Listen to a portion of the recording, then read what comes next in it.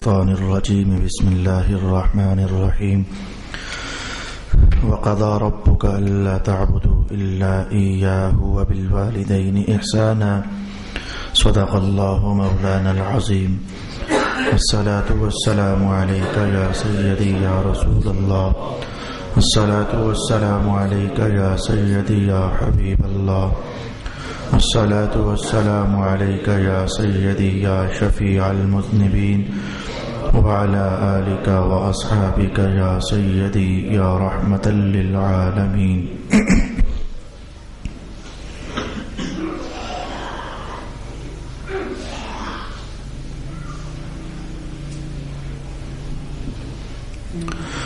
رسول پاک علیہ الصلوۃ والسلام کی احادیث شریفہ والدین کے ادب آداب کے حوالے سے گزشتہ نشستوں سے ہم سماعت کر رہے تھے.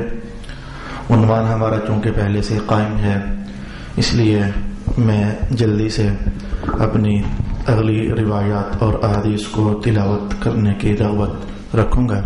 رسول پاک علیہ الصلوۃ والسلام نے ارشاد فرمایا، قیامت کا دن ہوگا تو کچھ لوگ ایسے ہیں کہ جن کی طرف اللہ تعالیٰ نظر عنایت نہیں کرے گا، انہیں اپنی نظر عنایت سے دور فرما دے گا اور ان سے بات تک بھی نہیں کرے گا.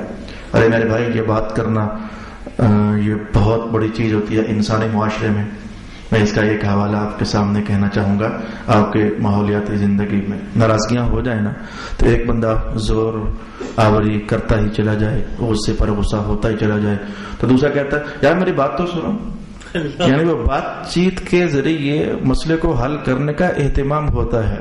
مشکلات میں بات چیت کا راستہ نکل آئے تو یہ بڑا اس میں راہیں کھل جاتی ہیں. تو اب کائنات نے کہا اللہ بات بھی نہیں کرے گا. کچھ لوگ ایسے ہیں جن سے اللہ بات تک نہیں کرے گا، اور کچھ لوگ ایسے ہیں کہ جن کی طرف اللہ تعالیٰ نظر عنایت نہیں کرے گا، اور جن گناہوں کے ساتھ وہ میدان محشر میں پہنچے ہوں گے اللہ تعالیٰ ان کے گناہوں کو بھی ان کے جسموں سے صاف نہیں کرے گا. ان گناہوں کی آلودگی میں وہ باقی رہیں گے. جو نتائج پھر ان کے بنتے ہوں گے تو وہ نتائج پائیں گے. مانا یہ تھا کہ وہ دوزخ میں جائیں گے. میرے آقا وہ کون کون سے لوگ ہیں؟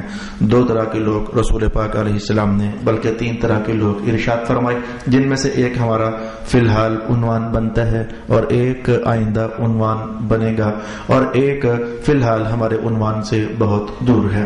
ارشاد ہوا کہ وہ بیٹا یا وہ اولاد جو اپنے والدین سے بری و ذمہ ہو جائے، ہمارا کوئی تعلق نہیں ہے تو ان سے کسی بھی بنیاد پر وہ اپنے والدین سے بری و ذمہ ہو جائے، تو فرمایا کہ قیامت والے دن اس کے جو گناہ ہوں گے وہ رہیں گے. اللہ معاف نہیں فرمائے گا، اللہ نظر عنایت نہیں فرمائے گا، اور اللہ تعالیٰ ایسے بندے سے بات تک بھی نہیں فرمائے گا.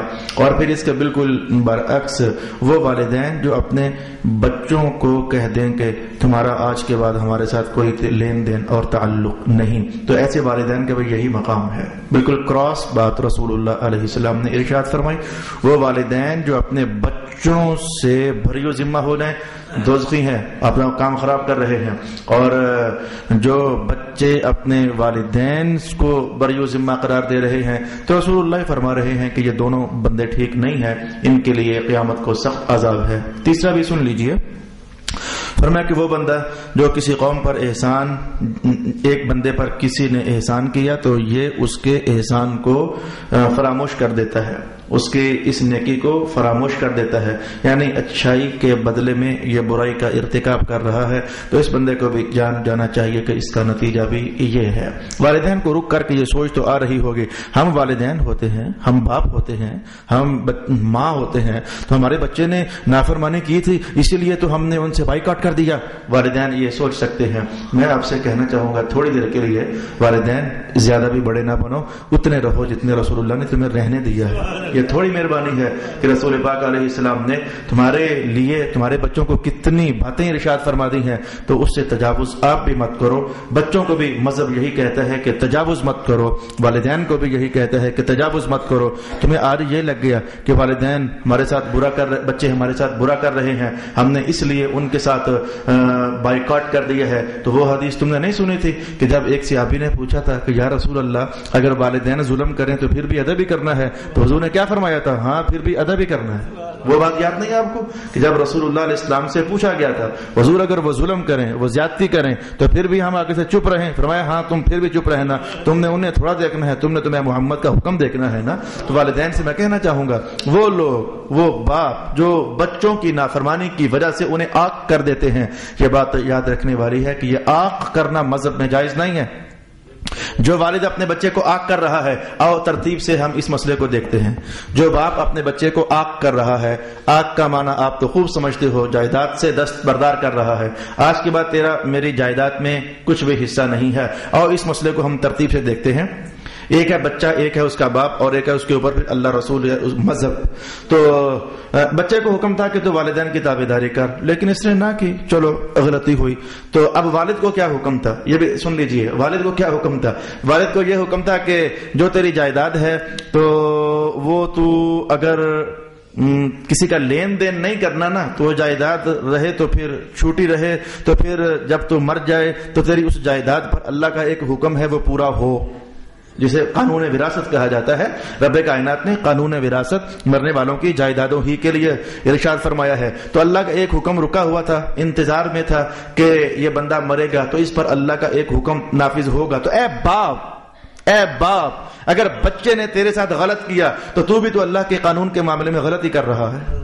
میں اس بات کو اس تناظر میں دیکھنا چاہتا ہوں کہ بچے نے غلط کیا تو گناہگار ہوا نا، کیونکہ اصل میں نافرمانی اللہ کے حکم کی ہوئی تھی۔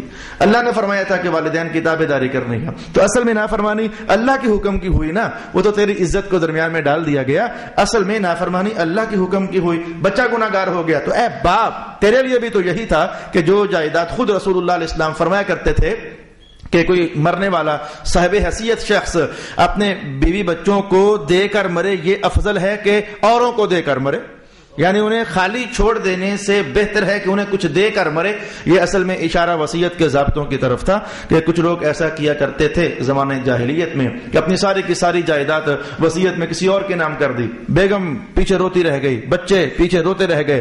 تو پھر رسول پاک علیہ السلام نے اس میں جب آخری بار ایک شخص آئے آپ کے پاس، صحابی، یا رسول اللہ میں اتنا مال دینا چاہتا ہوں، فرمایا کم کر، کہا حضور اتنا کم کر دیا، میں اور کم کر، کہا حضور آدھا دینا چاہتا ہوں، فرمایا اور کم کر، تو پھر اس نے کہا حضور 3 روپیوں میں سے 1 روپیہ، فرمایا ہاں چلو اتنا ٹھیک ہے، 3 روپیوں میں سے 1 روپیہ دے دے، باقی 2 روپے اپنے بعد والوں کے لیے چھوڑ دے۔ تو وصیت کا قانون آج بھی، یہ بات آپ یاد رکھ لیجئے، لگے ہاتھوں چلیں، ہمارا عنوان نہیں بنتا تھا لیکن میں اشارہ اتنا کہنا چاہوں گا، آپ کے پاس کل 300 روپیہ ہے، مثلاً زیادہ بھی ہیں، مثلاً 300 روپیہ ہے، تو آپ ان 300 میں سے اپنی قبر بچانے کے لیے کتنا کو خرچ کر سکتے ہو؟ جی مسجد میں دے دو جی، یا مدرسے میں دے دو جی، یہ فلانے غریب کو دے دو جی، یا فلانی بیٹی کے جہیز کے لیے دے دو، کتنا کو دے سکتے ہو؟ مذہب نے کہا 1/3، اس سے زیادہ نہیں، یعنی 300 میں سے 100 روپیہ صرف آپ اپنی آخرت کے لیے یا اپنی خوشی میں کسی کو نوازنے کے لیے خرچ کر سکتے ہو، باقی 200 روپے پر آپ کا مرنے سے قریب کوئی حق نہیں ہے۔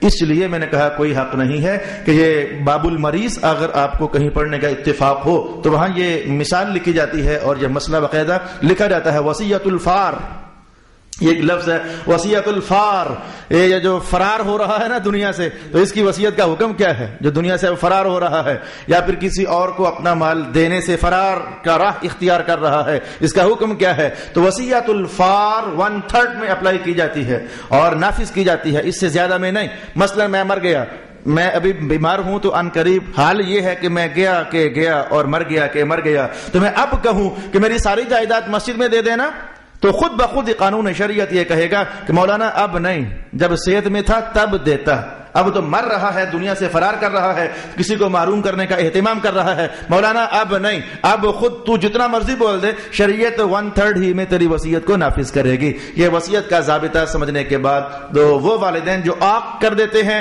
انہیں جاننا چاہیے کہ وہ شریعت کے ترازو میں مجرم ہیں، بچوں کے ترازو میں نہیں، بچوں کے ترازو میں نہیں، وہ تو نافرمان ہے، انہیں کوئی نہ کوئی سزا ملنی چاہیے تھی لیکن کوئی اور دے دیتے، جو بھی سزا ملنی تھی تو کوئی اور دے دیتے، یا پھر باپ ہونے کے ناطے پی ہی جاتے کہ اگر میں نے منہ سے کچھ بول دیا تو اس کا تو ستیہ ناش ہو جائے گا، پی ہی جاتے، لیکن چلو نہیں آپ پی سکے کوئی اور سزا دے دیتے، وہ سزا نہ دیتے کہ جس میں سزا کی سزا اور تیری طرف سے اللہ کی نافرمانی ہو جاتی۔ ایسا کرنے کی اجازت رسول پاک علیہ السلام نے ارشاد نہیں فرمائی۔ وہ والدین میں سماعت کریں۔ ایک اور طرح کے لوگ بھی ہیں۔ حدیث کا متن کیا تھا جس پر ہم یہ تھوڑی سی بحث سیکھ رہے ہیں؟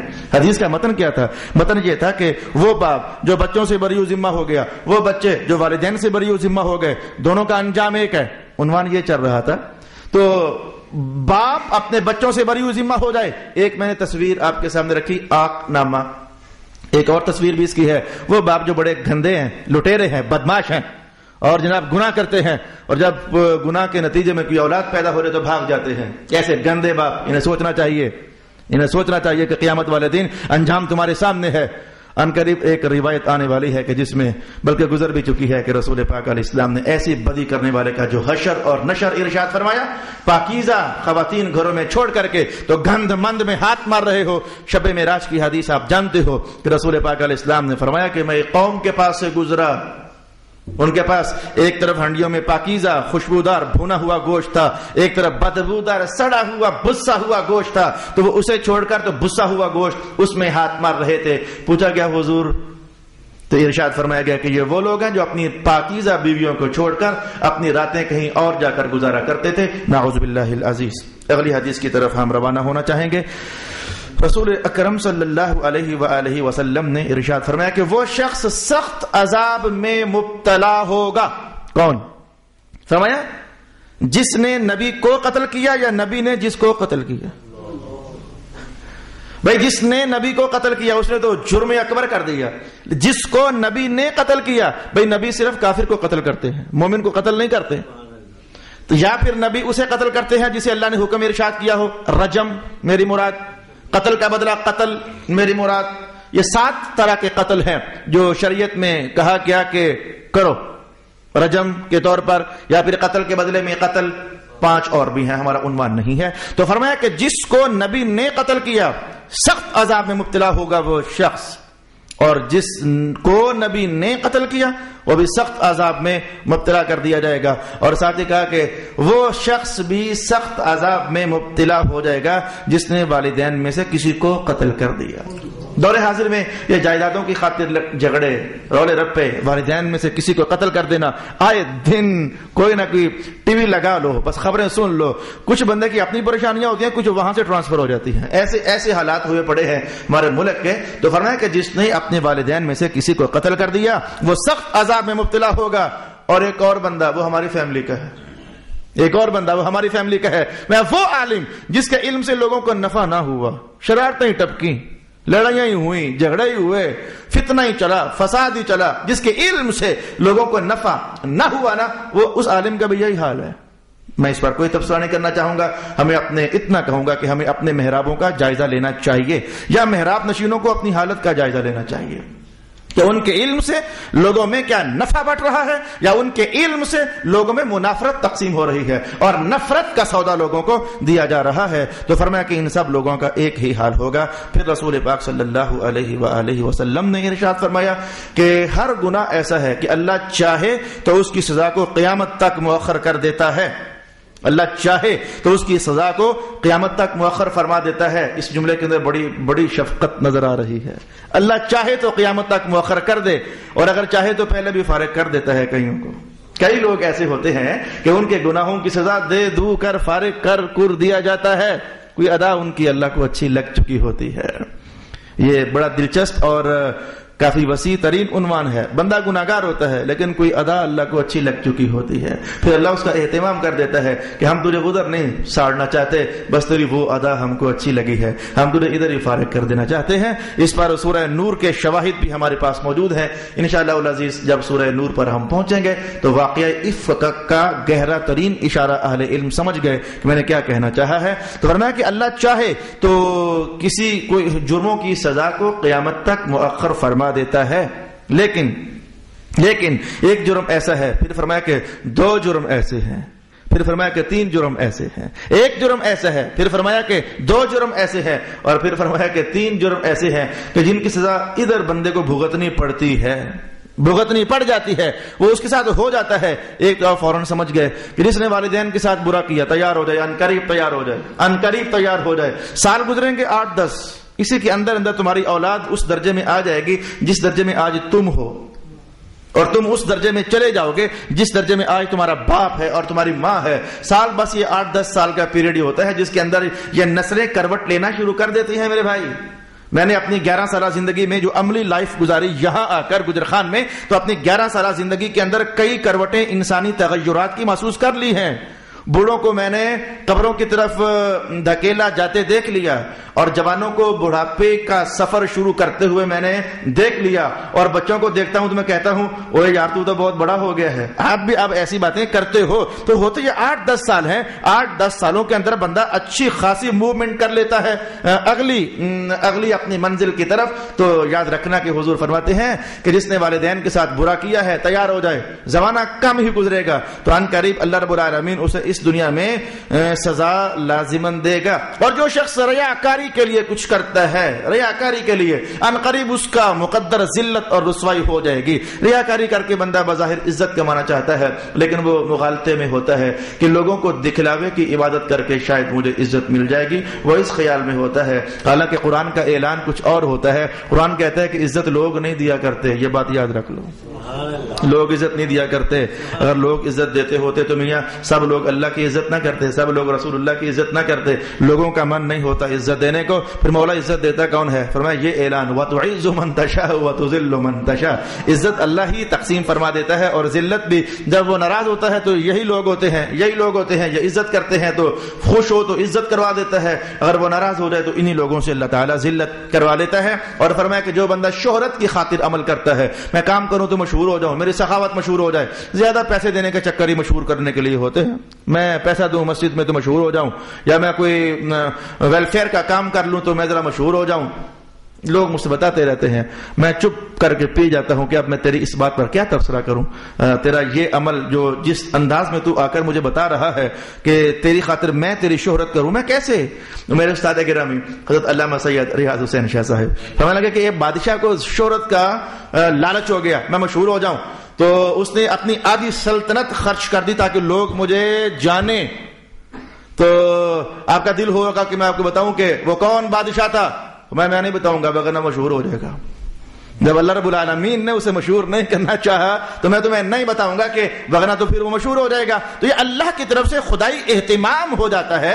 جو بندہ شہرت کی خاطر اپنے مذہب کو انوالو کرتا ہے تو حضور فرماتے ہیں قیامت والے دن اللہ اس کو شہرت کے ساتھ ذلیل کرے گا۔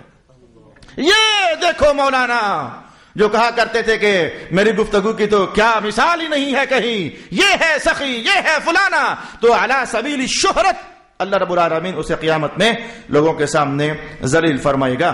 اچھا، میں اب والدین کے فوت ہونے کے بعد جلدی سے 1 پھر 2 پھر 3 روایات آپ کے سامنے لے آؤں۔ رسول اکرم علیہ السلام ارشاد فرماتے ہیں کہ جس شخص کے والدین یا ان میں سے کوئی ایک فوت ہو جاتا ہے تو وہ ہر جمعے کو ان کی زیارت کرنے کے لیے قبرستان چلا جاتا ہے، ان کی زیارت کے لیے قبرستان چلا جاتا ہے۔ تو یہ جو جانے والا ہے اس کی دعا سے اللہ صاحب قبر کو تو فائدہ دے گا ہی دے گا، لیکن کم از کم یہ بات ہے کہ جب یہ اپنے ابا کی یا اپنی اماں کی قبر پر جائے گا نا تو ہر جانے پر اللہ تعالیٰ فیصلہ فرما رہا ہوتا ہے، لکھ دو یہ نیک ہو گیا ہے، اگلے جمعے گیا تو لکھ دو یہ اور نیک ہو گیا ہے، اگلے جمعے گیا تو لکھ دو یہ اور نیک ہو گیا ہے، اگلے جمعے گیا تو لکھ دو یہ اور نیک ہو گیا ہے۔ چلو یار اس سینس میں نہیں تو اس سینس میں سمجھو نا کہ اہل قبور کے پاس جانے سے کچھ تو مل ہی جاتا ہے، اس سینس میں نہ صحیح، اور جس سینس میں وہ مغالطہ دینے والے مغالطہ دیتے ہیں کہ مانگ کے دکھانا روٹیاں، اس قبرستان اس قبر والے سے روٹیاں مانگنا، ایک مرغا مانگنا، چلو اللہ کا بھی مہربانی کرنا چاہے تو وہ بھی ہو ہی جاتا ہے، لیکن کم از کم رسول اللہ کی بیان پر تو آپ اعتماد کرو نا۔ اس سینس میں ہی کم از کم سمجھ لو کہ اہل قبر اگر تمہارا باپ بھی ہو نا، تمہاری ماں بھی ہو، تو اللہ تعالیٰ ان کے پاس جانے سے بھی ہر بار فیصلہ بڑھ رہا ہوتا ہے، یہ نیک ہو رہا ہے، نیک ہو رہا ہے، نیک ہو رہا ہے، نیک ہو رہا ہے، ہر بار تیری نیکی میں اضافہ ہوتا رہتا ہے۔ اور رسول پاک علیہ السلام نے پھر خاص کر کے اس بچے کے بارے میں بھی فرمایا کہ جو زندگی میں نافرمان تھا والدین کا، زندگی میں نافرمان تھا والدین کا، تو اس کے لیے بھی یہ آپشن ہے کہ مرنے کے بعد اپنے والدین کے لیے استغفار خوب کرے، کثرت کے ساتھ استغفار کرے، اے میرے اللہ انہیں معاف کر دے، اے اللہ انہیں بخش دے۔ تو مرنے کے بعد والی یہ جو روحانی خدمت ہے، اللہ پاک اس کے نتیجے میں اس بچے کی نافرمانی والی جو کالک اور سیاہی ہوتی ہے وہ ختم فرما دیتا ہے۔ او کما قال النبی صلی اللہ علیہ وسلم، ایک ایسا حکم جو ابھی تک میں نے آپ کو نہیں سنایا، جو تمہارے والدین کے ساتھ تعلق رکھتا ہے، گہرا تعلق، ایک ایسا حکم نیک بچوں خاص کر کے سننا، اللہ آپ کو توفیق بھی عطا فرما دے۔ ہم سب انسان زندگی میں ایسا ہوتا ہے کہ لین دین کرتے رہتے ہیں، ہماری رنگ برنگی ڈیلنگز ہوتی ہیں، کسی کا پیسہ دینا ہوتا ہے، کسی کا لینا ہوتا ہے، تو ہر انسان ایسا ہوتا ہے، تو میں بھی ایسا ہوں، آپ بھی ایسے ہیں۔ رسول پاک علیہ الصلوۃ والسلام بھی جب اللہ کے ہاں تشریف لے کر گئے تھے، جو آپ کی زرہ مبارک تھی آپ کی، وہ گروی پڑی ہوئی تھی۔ یہ آپ کے جو اختیاری فقر تھا اس کے نتائج اور بقیہ جات میں سے یہ ایک شان تھی، اس اختیاری فقر کے نتائج میں یہ ایک شان تھی کہ آپ کی مبارک زرہ بھی وہ گروی پڑی ہوئی تھی۔ مانا یہ تھا کہ آپ زندگی بھر کبھی اتنا سرمایہ جمع نہ کیا آپ نے کہ میں وہ دے کر گرہ ہی چھڑوا لوں، وہ گروی رکھی ہوئی زرہ ہی چھڑوا لوں، اتنا بھی مال آپ نے جمع نہ کیا۔ تو ایسا ہوتا ہے کہ بندہ مر جاتا ہے اور اس پر قرض ہوتے ہیں۔ جیسے کہ ایک صحابی فوت ہوئے تھے تو انہیں جنازے کے لیے پیش کیا گیا تھا، تو حضور نے پوچھا نہیں تھا کہ اس نے کسی کا کوئی قرضہ تو نہیں دینا۔ سبحان اللہ۔ بس یہ حدیث میں نے کہنی بھی تھی، یہ میری مجبوری تھی، میں نے کہہ دی، کہنی بھی تھی اور پھر میں نے کہہ دی۔ تو فرمایا کہ جس کے والدین فوت ہو جائیں، تو بچہ زندگی میں نافرمان تھا تو ایک راستہ اور بھی ہے، ایک راستہ اور بھی ہے۔ حضور کیا؟ میں کہ والدین میں سے کوئی ایک مقروض تھا اور مر گیا، مقروض تھا اور مر گیا، اور بچہ زندگی میں نافرمان رہا، اگر کہیں یہ اپنے والدین کی طرف سے قرضہ اتار دے نا، اگر کہیں یہ اپنے والدین کی طرف سے قرضہ اتار دے تو اور ان کے لیے استغفار کرے، تو اللہ رب العالمین اس کو بھی وہی جزا عطا فرما دیتا ہے، اس کو وہی جزا عطا فرما دیتا ہے۔ یا قرضہ اتارنے میں میرے دوستوں میں اسپیشل ریکویسٹ کروں گا، ویری ہمبل ریکویسٹ کروں گا کہ قرضہ اتارنے میں اپنا اور اپنے والدین کا خاص خیال رکھنا۔ یہ قرضہ اتنی خطرناک ہے، جائز، لیکن اگر بندہ دیے بغیر فوت ہو جائے، اگر پیچھے کچھ چھوڑا ہوا ہے تب بھی چلیں، گزارا چلتا ہے، لیکن اگر پیچھے کچھ بھی نہیں چھوڑا ہوا تو پھر رسول اللہ علیہ السلام کی وہ حدیث جس کا میں نے ابھی آپ کے سامنے اشارہ دیا، حضور پاک علیہ السلام نے یہ سوال کیا، فرسٹ آف آل اس نے کسی کا قرضہ تو نہیں دینا۔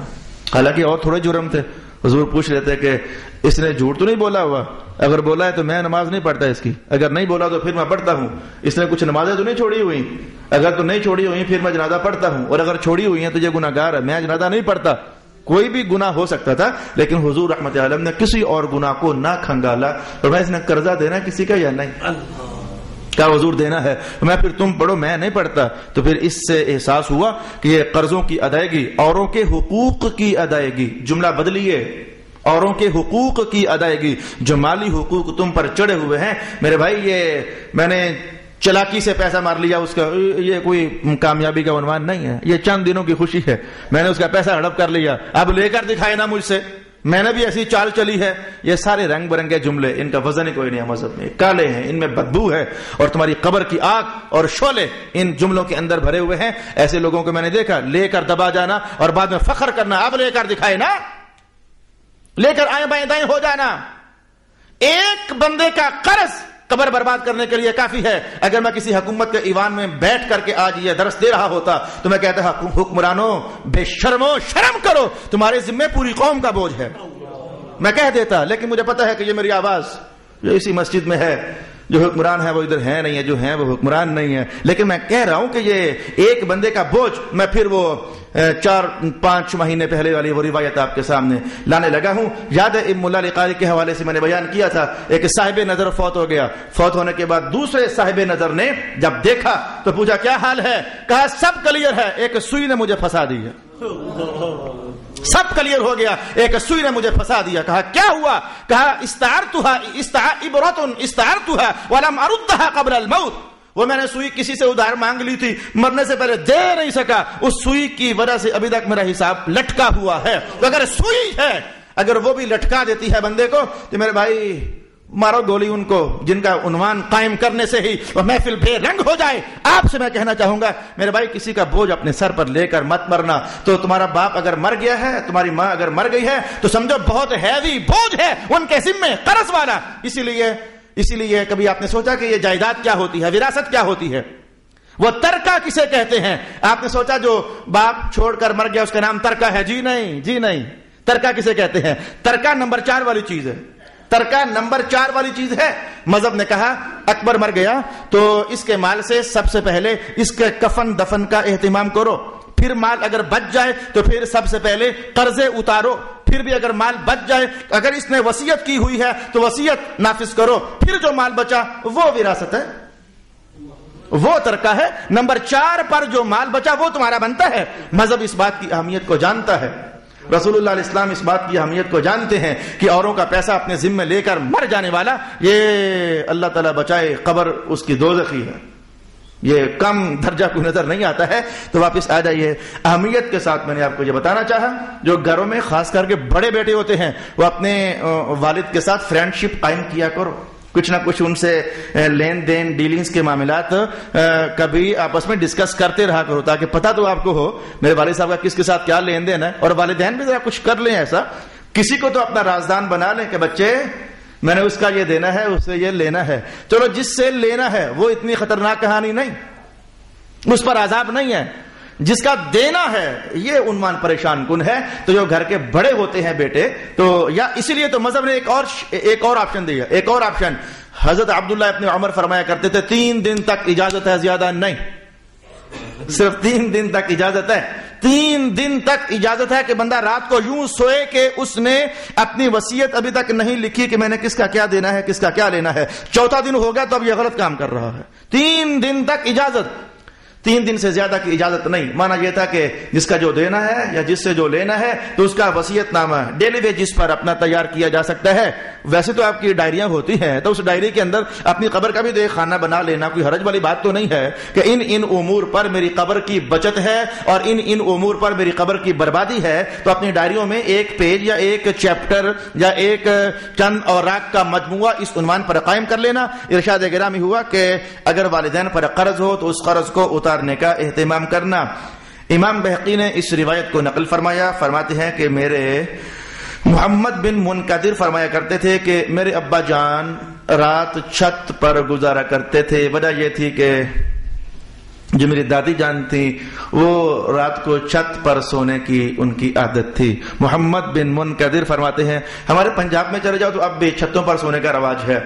یہ راولپنڈی پٹھارے میں میں نے کم دیکھا، لیکن ہمارے پنجابوں کے اندر اب بھی وہ رات کو کھلے ویڑوں میں صحنوں میں سونا اور تازہ ہوائیں لگیں یا پھر چھتوں پر چڑھ جانا گرمیوں میں خاص کر کے، یہ سسٹم ہمارے پنجاب میں تو ہے. ادھر میں نے بہت کم دیکھا یا پھر دیکھا ہی نہیں.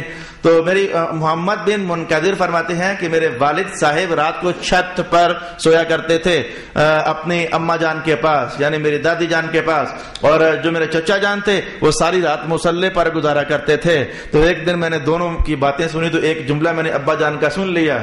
میرے ابا جان اپنے بھائی سے کہہ رہے تھے ہر رات تو عبادت پوری رات بھر جاگ کر کرتا ہے نا، اور میں ہر رات اپنی اماں کے پاس ہوتا ہوں تاکہ ان کی کوئی حاجت ہے تو پوری کروں، پانی ہے تو پلاؤں، پاؤں دبانے ہیں تو پاؤں دبا دوں، ان کی ٹانگیں دبا دوں. تو ساری رات عبادت کرتا ہے اور میں ساری رات میں جتنا اللہ چاہتا ہے اپنی والدہ کی خدمت کرتا ہوں. اگر تو کہیں میرے ساتھ سودا کرنا چاہے کہ اے محمد بن منقدر تو میری ساری عبادت لے لے اور وہ رات جو کے پاؤں دباتا رہا وہ مجھے دے دے، تو میں کہوں گا چل ہٹ، میں یہ سودا نہیں کرتا، چل ہٹ جا یہاں سے، میں یہ سودا نہیں کرتا. یہ خدمت خلق میری جان، یہ خدمت خلق اتنی اونچی شے ہے، اتنی اونچی شے ہے، اور جس کی خدمت کی جائے اگر اپنے مقام پر وہ بندہ خود صاحب منصب ہو، اگر وہ بندہ خود صاحب منصب ہو تو پھر تو اس خدمت خلق کا تو مقام ہی کیا ہے.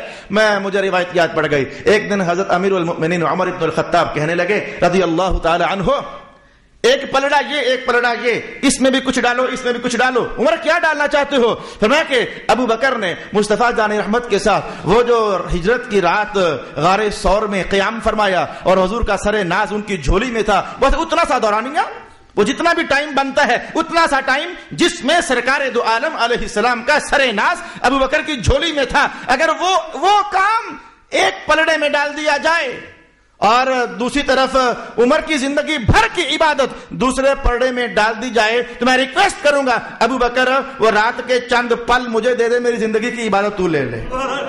زندگی بھر کی عبادت لے لے. میاں خدمت خلق عام انسانوں کی بھی بڑی اونچی شے ہے, اور کسی صاحب منصب کی اللہ اکبر اللہ اکبر. منصب سے مراد مذہب کا منصب ہوتا ہے, مذہب سے جو صاحب منصب ہو اور اللہ کے ہاں معزز ہو, یہ مذہبی مناصب ہوتے ہیں جن کی اللہ کے ہاں بڑی عزت اور بڑی آبرو ہوا کرتی ہے.